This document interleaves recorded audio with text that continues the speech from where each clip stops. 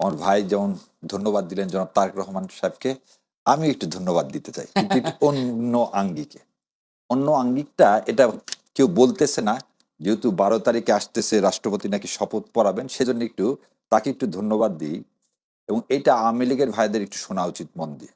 সেটা হচ্ছে এই পেপারে, এই কালের কণ্ঠেতেই রাষ্ট্রপতি একটা কি দিলেন, সাক্ষাৎকার দিলেন। এবং চুপ্পু সাহেব কি বললেন ওখানে, যে আমি বন্দি জীবন ছিলাম, আমাকে উপড়ে ফেলে দেওয়া হচ্ছিল এবং বিএনপির সমর্থন না পেলে আমি এখানে থাকতে পারতাম না, আজকে একটা স্বাভাবিক জীবনে ফিরে আসছি। ভালো কথা। তারপরে দুইটা কি জায়গায় গেলেন, বক্তব্য দিলেন। একটা বক্তব্যে প্রথম বললেন বাংলাদেশ জিন্দাবাদ, আর একটাতে যে বললেন স্বাধীনতার ঘোষক জিয়া। আমরা যেটা সবাই বলতেছি স্বাধীনতার ঘোষক জিয়া, সংবিধান বলতেছে স্বাধীনতার ঘোষক হচ্ছে শেখ মুজিবুর রহমান। তা আমি এই কথাটুকু এই জন্য বলতেছি যে জনাব তারেক রহমান এই রাষ্ট্রপতিকে দিয়ে সারা দেশের সামনে আওয়ামী লীগের চরিত্রটা কিরকম সেটা একদম প্রমাণ করে দিলেন, এবং সেজন্য তাকে ধন্যবাদ দিলাম। কিরকম প্রমাণ? ক্ষমতায় থাকার জন্য এদের কোনো চরিত্র লাগে না।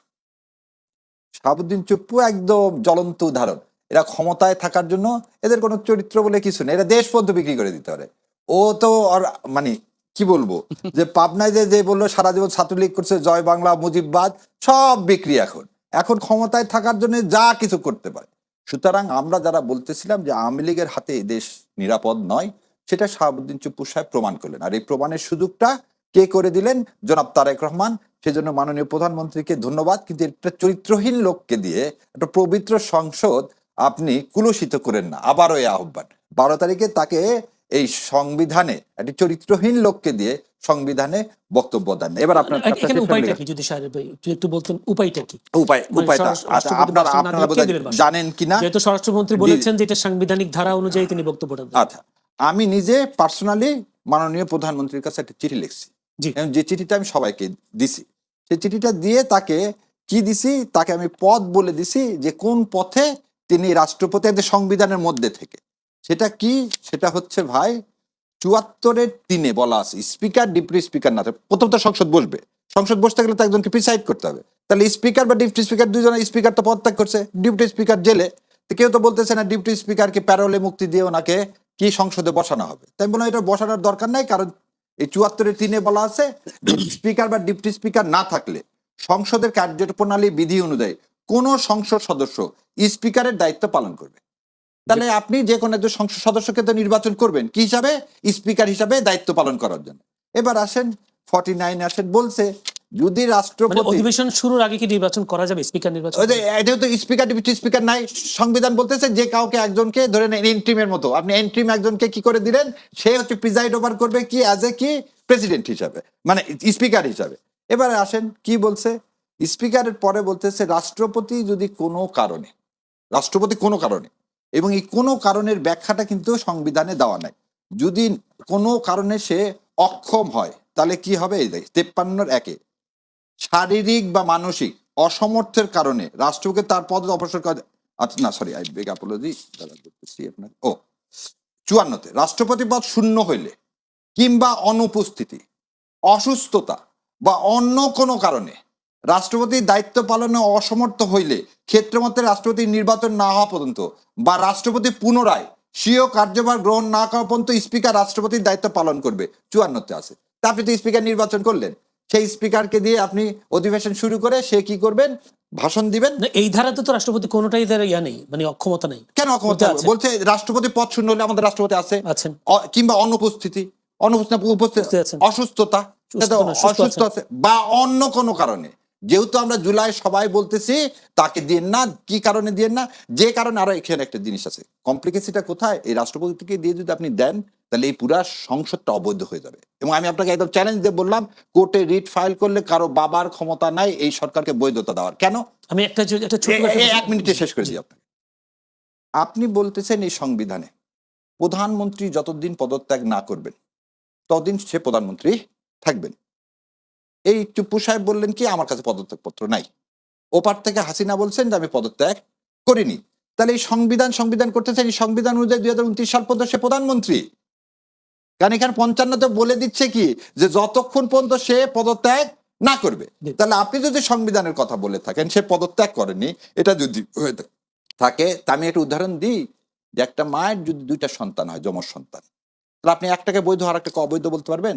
রাষ্ট্রপতির নির্বাচনকে যদি আপনি বৈধ বলেন, তাহলে আপনি স্বৈরাচার হোক, ফ্যাসিস্ট হোক, মনস্টার হোক, যাই হোক, হাসিনাকে তাহলে আপনি ভোটের মাধ্যমে চেঞ্জ করতে হতো, আন্দোলনের মাধ্যমে না। কারণ আপনি তো কনস্টিটিউশন বলতে, কনস্টিটিউশন তো আন্দোলনের মাধ্যমে কি পরিবর্তন করার কোনো সুযোগ আছে? তা তো নাই। তাহলে আপনি আন্দোলনের মাধ্যমে প্রাইম মিনিস্টারকে সরায় দিবেন, কিন্তু ওই আন্দোলনের ফসল যে ফ্যাসিস্ট রিজিম থেকে আপনি আবার কি বলতেছেন, ড্যামি ভোট, রাতের ভোটের সংসদে নির্বাচিতদের দ্বারাই তো এই রাষ্ট্রপতি নির্বাচিত। আপনি তো সেটাকে কি বলছেন, ওটা কোনো ভোটই না। তাহলে এই রাষ্ট্রপতির তো কোনো ম্যান্ডেটই নাই। জি। তাহলে আপনি তাকে দিয়ে তাহলে এক সাইডে বলবেন বৈধ, আর এক সাইডে বলবেন বৈধ না। তাহলে আপনি যদি কনস্টিটিউশন বৈধ বলেন, তাহলে আপনি অবৈধ। জি, এখানে একটা ছোট্ট একটা প্রশ্ন করে রেখে যায়, সেটা হচ্ছে আপনি অবৈধের কথা বলছেন, প্রেসিডেন্ট অবৈধ বা এই সরকার অবৈধ বিষয়গুলো বলছেন সংবিধানের আলোকে, কিন্তু ডক্টর শাহদিন মালিক তিনি বলেছেন যে যারা সংসদ সদস্যের পদে শপথ করার পর সংবিধান সংস্কার পরিষদে যারা শপথ গ্রহণ করেছেন তাদের সংসদ সদস্য পদটা অবৈধ হয়ে গেছে। আচ্ছা, এইখানে হচ্ছে সমস্যাটা কি, মানে উইথ ডিউ রেসপেক্ট, উনি আমাদের অনেক কথা হলো এই যে রাষ্ট্রপতি, আমি এটা আসবো আগে এই প্রশ্ন। না আপনার এই ফ্যামিলি কার্ডের কথাটা বলে দিই, ফ্যামিলি এক লাইনে বলে জি। দিই। ফ্যামিলি কার্ডটা নতুন না ভাই, যদি এই যে কথাটা আপনারা বললেন না, ফ্যামিলি কার্ড হচ্ছে পুনর্বাসন। জি। কারণ ফ্যামিলি কার্ড 2023 সালের নভেম্বর মাসে আপনি 1 কোটি ফ্যামিলি কার্ড দেওয়া হয়েছিল।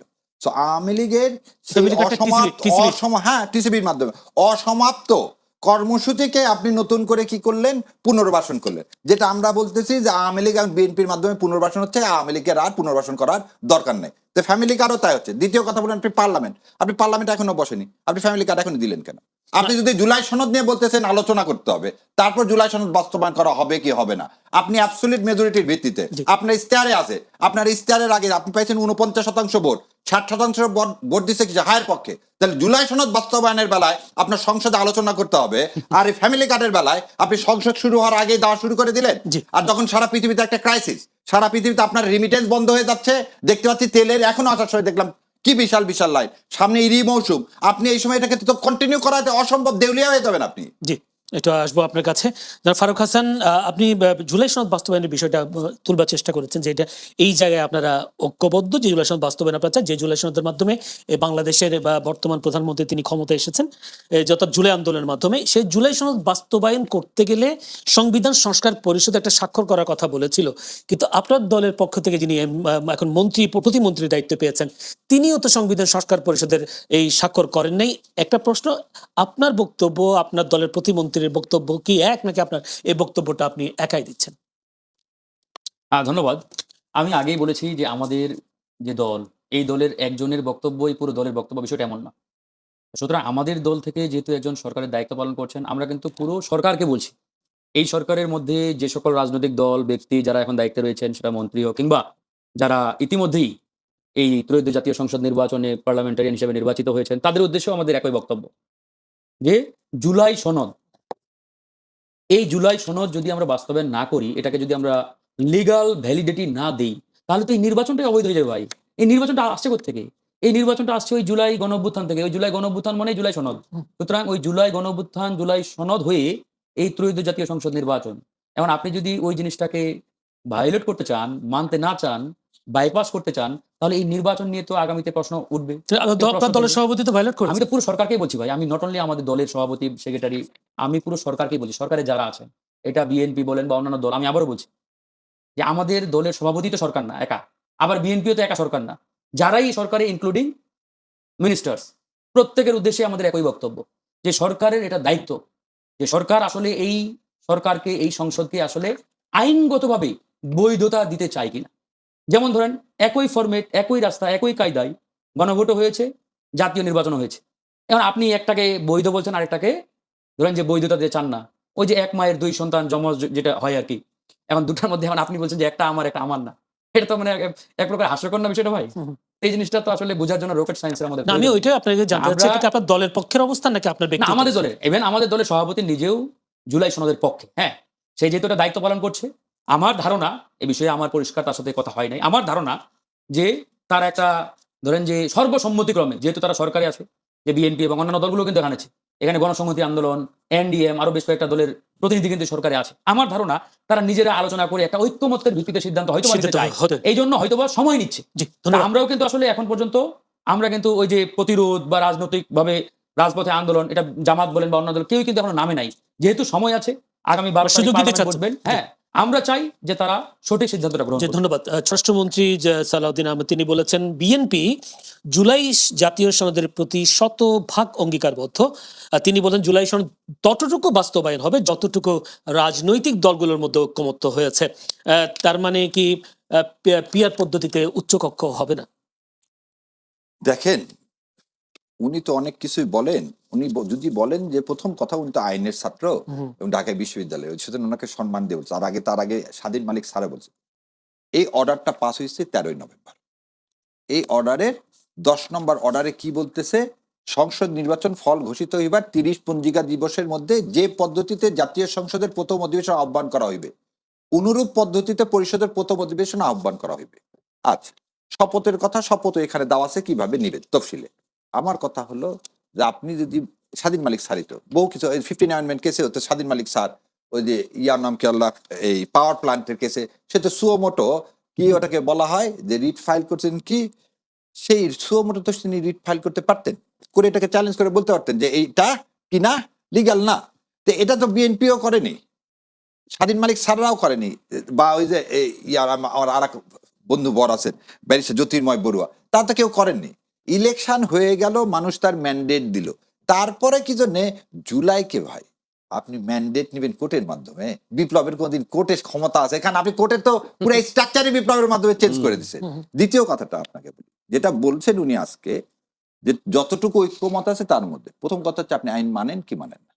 আমার কাছে দেখতেছি আপনি বলছেন যেটা একদম শতসিদ্ধ কথা, কেন এই ভোট রিগিং এর দরকার হলো, আর ভোট রিগিং করে ওনারা অ্যাবসলিউট মেজরিটি পাইলো কেন? কেন আমি আগের থেকে চিৎকার করে বলে যাচ্ছিলাম যে রাষ্ট্রপতিকে সরানো যাবে আপনি না। কি মনে করেন বিএনপি ভোট রিগিং করে? আমি বলে দিচ্ছি, আমি মনে করি না, বলে দিচ্ছি, এই সংবিধানকে পরিবর্তন করা যাবে না, জুলাই সনদ বাস্তবায়ন করা যাবে না, রাষ্ট্রপতিকে সরানো যাবে না। এই খদ দিয়ে তো এই মেজরিটি পাইলেন, খদ না দিলে তার মেজরিটি পাইতেন না। আর মেজরিটি পাওয়ার জন্য 4টার পর থেকে কি কি হয়েছে সারা দেশে সব কিছু দেখছি। এবং তার চেয়ে তো বড় কথা, পৃথিবীর কোথায় আছে ভাই 11% ভোট বাতিল করলেন আপনি? দেখেন মোট টোটাল ভোট কত, 7,76,000, আর বাতিল করছেন কত, 74,22,000। কত পার্সেন্ট হয়? 11%। 11% ভোট, 11%, তার মধ্যে 15 লক্ষ হচ্ছে আপনার কি পোস্টাল ভোট। এইভাবে বাতিল করে যে মেকানিজম, আমি ওই জায়গায় যাচ্ছি না, সেটা আমরা সবাই মেনে নিলাম কি জন্য, যে জাতির একটা সন্ধিক্ষণে জুলাই সনদ যাতে বাস্তবায়ন হয়, অন্য কোনো কারণে না।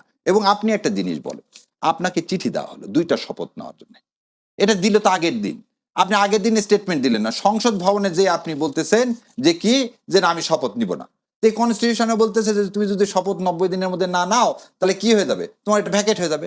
আবার এই অর্ডারে বলতেছে 30 দিনের মধ্যে সংসদ কি প্রথম অধিবেশন থেকে ডাকতে হবে। তা আপনি তো এখনো রাষ্ট্রপতি তো এই অধিবেশন ডাকেননি, তাহলে 30 দিন পর তো এই পুরো পার্লামেন্ট অবৈধ হয়ে যাবে। তাহলে আপনি যদি এই অর্ডারকে অবৈধ তো এখনো চ্যালেঞ্জ করেননি, তাহলে এই অর্ডারের ভিত্তিতে আপনি 11 তারিখে কি করলেন? ভোট যে ভাই যে বললো 11 তারিখে তো ভোট ডাকলেন, কিসের ভিত্তিতে? এই অর্ডারের ভিত্তিতে। যে অর্ডারের ভিত্তিতে যদি ভোট ডাকেন, 30 দিনের মধ্যে যদি শপথ না নেন, আপনি এখন বলতেছেন 60% লোক ভোট দিল রেফারেন্ডামের পক্ষে, আর আপনাকে ভোট দিচ্ছে কত পার্সেন্ট লোক? 49%। তাহলে আপনি কিভাবে বলতেছেন 60% লোকের মতামতকে আপনি সম্মান দিবেন না? আপনি 49% পেয়ে যে আমি কি হয়ে গেছে, 49 পেয়ে আমি মেজরিটি পেয়ে গেছি, আরে তো তোর 60%, আমি যা করবো তাই, মানে absolute majority create absolute anarchy. এবং এইখানে একটা জিনিস বলেন, বিভিন্ন দল কি দিচ্ছেন আপনার, এই যে কথাটা প্রথমে বললেন কি যে আলোচনা হবে, এখন তো আলোচনার পথে আপনি বন্ধ করে দিচ্ছেন। এবং একটা অতীত হিস্ট্রি দেখেন, 91 সালে বিএনপি যখন ক্ষমতায় আসলেন, তখন কিন্তু তত্ত্বাবধায়ক সরকার ফর্মুলাতে আসলেন, এসে কিন্তু তত্ত্বাবধায়ক সরকার মেনে নেয়নি। সেই জন্য কিন্তু জামাত আওয়ামী লীগ থেকে শুরু করে সবাই তত্ত্বাবধায়ক সরকার আন্দোলন করে তাকে মানতে বাধ্য করা হলো। ঠিক বিএনপি কি করতে পারে, সব হচ্ছে কি বলবো, এটা ডাল চাল দিয়ে একটা খিচুড়ি বানায় আর সমাধান পায় না। একই কাজ করছে 2006 সালে, এবং সেই জন্য আমাদেরকে 17 বছরের গ্লানি কি করতে হয়েছে, পোহাতে হয়েছে। আপনি আজকে আবার সেই একই রাস্তায় চললে আপনি তো দেশ চালাতে পারবেন না। এবার তো বিপ্লবের পরে প্রতি বিপ্লব হয়, বাংলাদেশে এখনো প্রতি বিপ্লব হয়নি, তাই আমি তো দেখতে পাচ্ছি প্রতি বিপ্লবের প্রতিধ্বনি। তা আপনি প্রতিধ্বনি আমরা যারা যাচ্ছে, এবং আরেকটা জিনিস বলি, সে জামাত ইসলাম বা ভাইদের পার্টি হোক আর যে পার্টি হোক, জুলাই সনদ না মেনে আমরা ইউরোপ না, পলিটিক্যাল যে কালচার আপনি তৈরি করবেন সবই তো জুলাই সনদের মধ্যে দেওয়া আছে। যে আপনি বললেন আপার কক্ষের কথা, আপার কক্ষ কেমন করে হবে? ধরে নেন ওনারা বললেন যারা মেজরিটি পাবে পার্লামেন্টে তারাই আপার কক্ষে মেজরিটি পাবে, তাহলে আর লাভ কি হলো? তাহলে এখানেও যা এটা হাঁ হবে, ওখানেও তাই হাঁ হবে। তো প্রথম একটা জিনিস হচ্ছে আমার মতো গরিব দেশে আপনি আপার কক্ষ করতেছেন, তাহলে জুলাই সনদের ভিত্তিতে, এবং সেখানে মানুষের ম্যান্ডেট দিল। এবং আরো একটা জিনিস, জেনারেল জিয়াউর রহমান শহীদ রাষ্ট্রপতি প্রথমে রেফারেন্ডাম দিচ্ছেন, তারপর তো 79 সালে কি দিচ্ছেন, 77 সালে রেফারেন্ডাম, 79 সালে পার্লামেন্ট ইলেকশন, এবং রেফারেন্ডামটাই পালন করলো পার্লামেন্ট, তখনও তিনি অ্যাবসলিউট মেজরিটি ছিলেন। তাহলে আপনি এখন আপনার প্রতিষ্ঠাতা যেটা দেখা দিল সেই পথে আপনি যেতে যাচ্ছেন না।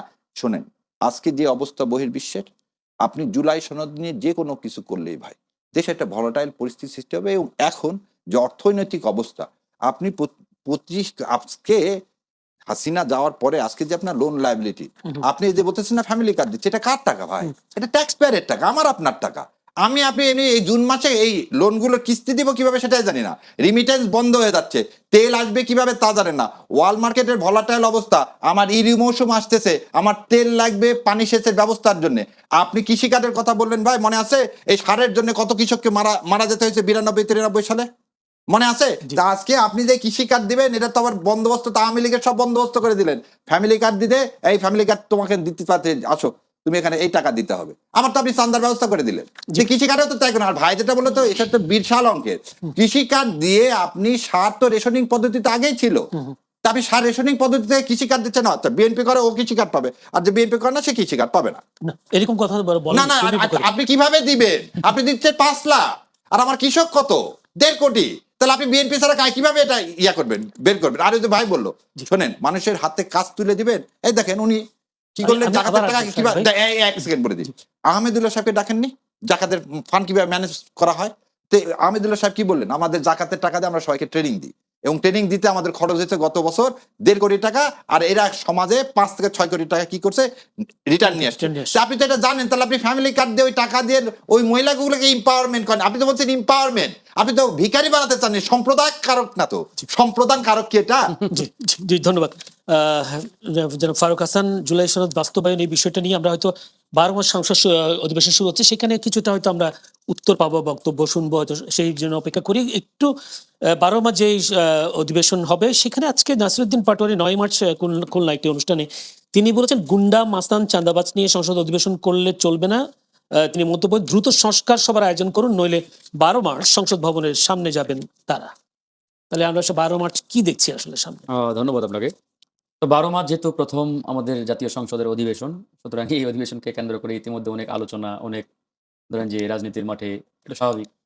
তো যারা ইতিমধ্যেই বিরোধী দলের ভূমিকায়, বিশেষ করে জামাত ইসলামী, এনসিপি, সুতরাং তারা তাদের মতো কর্মসূচি ঘোষণা করবে। আপনারা তো জুলাই সনদের পক্ষে, আপনারা যাবেন? আমি বলছি আপনাকে, জি। এখন বিষয়টা হচ্ছে আমরা একটু সময় দিতে চাই, দেখতে চাই লাস্ট পয়েন্ট পর্যন্ত, যেটা এর আগেও আমি বললাম যে সরকারের যেহেতু প্রথম পার্লামেন্টের অধিবেশন আগামী 12 তারিখ, এই 12 তারিখে তারা আসলে কি করে, তাদের অ্যাটিটিউড কিরকম হয়, তারা আসলে কি করতে চায়, এটার উপরে ডিপেন্ড করবে। আমরা তো মানে এটা তো অতীতেও বলে আসছি আমরা, যে আমরা জুলাই সনদের পক্ষে, সুতরাং জুলাই সনদ বাস্তবায়ন করতেই হবে। কারণ এটা বাস্তবায়ন না করলে কোনো কিছুরই আইনত ভিত্তি থাকবে না, আইনত বৈধতা থাকবে না। তো আইনত বৈধতার জন্যই মূলত আমাদের ধরেন যে এই জুলাই সনদের বৈধতা দরকার, এই নির্বাচন, গণভোট ইত্যাদি যা কিছু বলি না কেন, সব কিছুর বৈধতা এই একটা জিনিসে আমাদের কিন্তু লুকায়িত আছে। সুতরাং এটা হতে হবে। এখন বিএনপি এখানে যদি কোনো ভিন্ন কায়দায় করতে চায়, কিংবা অন্য কোনো ফরম্যাটে করতে চাই, এটা আমাদের দেখতে হবে। যেহেতু বিএনপি ইতিমধ্যে একটা বক্তব্য দিয়েছে যে আমরা জুলাই সনদের পক্ষে, বা জুলাই সনদকে আমরা শ্রদ্ধা করি, মানতে চাই, তবে যেগুলোতে নোট অফ ডিসেন্ট আছে এগুলো বাদ দিই। হ্যাঁ, আপত্তিটা কিন্তু এই জায়গায়। এখন দেখি তারা আসলে এই জায়গাতে তাদের পরিষ্কার অবস্থানটা কি। এই অবস্থান দেখে হয়তো বা আমরা আমাদের মতো করে আমরাও সিদ্ধান্ত নেব যে জুলাই সনদ বাস্তবায়ন করতে গিয়ে কি করতে হবে। সেখানে রাজনৈতিক আন্দোলন হতে পারে, নাও হতে পারে, আলাপ আলোচনার মধ্য দিয়ে হতে পারে। সুতরাং এটা 12 তারিখের পর থেকে আসলে আপনারা রাজনীতির মাঠে দেখতে পাবেন। এই ফার্মার্স কার্ড আর এই ফ্যামিলি কার্ড নিয়ে একটা কথা বলতে চাই। এই যে ফার্মার্স কার্ড দেওয়া হয় বা দেওয়ার সিদ্ধান্ত সরকার নিয়েছে, উদ্দেশ্যটা কি? উদ্দেশ্যটা হচ্ছে আমার কৃষক ভাইদেরকে সঠিকভাবে তারা যাতে তাদের ফসলের ন্যায্য মূল্য পায়, সার পায়, বীজ পায়, কীটনাশক পায়, এটাই তো। এই উদ্দেশ্যে কিন্তু দেওয়া। এখন আমার বক্তব্যটা এখানে একবারে পরিষ্কার যে আপনি ওই 4-5 লাখ কৃষককে এই ফার্মার্স কার্ড না দিয়ে আপনি ধরেন যে সারটাকে উন্মুক্ত বাজারে নিয়ে আসেন।